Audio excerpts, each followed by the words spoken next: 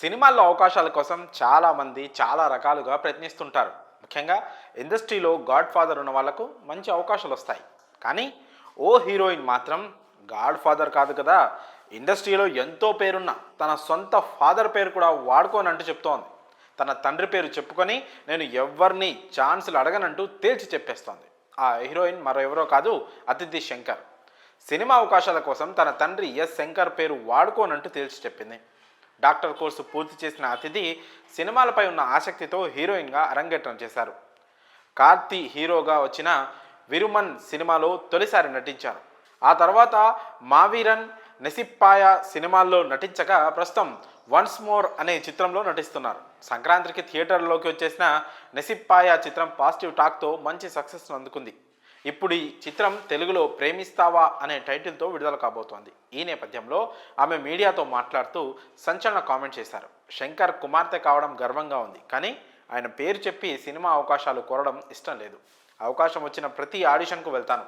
సినిమాల్లో success failure మన చేతుల్లో లేదు. వైద్య కోర్సు పూర్తి చేసిన వెంటనే సినిమాల్లోకి వెళ్తానని డాడీకి చెప్పాను. ఆయన సుదీర్ఘంగా ఆలోచించి నిర్ణీత గడువులోగా సక్సెస్ కాకపోతే తిరిగి వైద్య వృత్తిలోకి అంకితం కావాలని ఒక కండిషన్ పెట్టారు.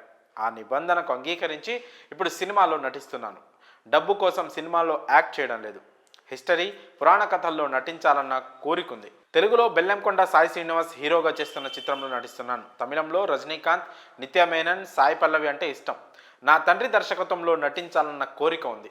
ఆయన పిలుపు కోసం ఎదురు చూస్తున్నాను అని అతిథి శంకర్ చెప్పుకొచ్చారు. తాజాగా టాలీవుడ్లో జరిగిన ప్రేమిస్తావా ట్రైలర్ లాంచ్ వేడుకల్లో మాట్లాడుతూ ప్రేమిస్తావా సినిమాను తెలుగు రాష్ట్రాల్లో మైత్రి మూవీ డిస్ట్రిబ్యూటర్స్ రిలీజ్ చేస్తున్నందుకు చాలా సంతోషంగా ఉంది.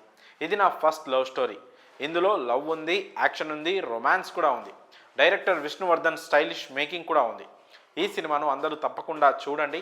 మా నాన్నగారిపై చూపిస్తున్న ప్రేమను నాపై కూడా చూపించాలని కోరుకుంటున్నట్లు తెలిపింది. మరి తండ్రికి అంత బ్యాక్గ్రౌండ్ ఉంచుకొని కూడా ఆయన పేరు వాడుకోనంటున్న అతిథిపై మీ అభిప్రాయాలను కామెంట్స్ రూపంలో తెలియజేయండి.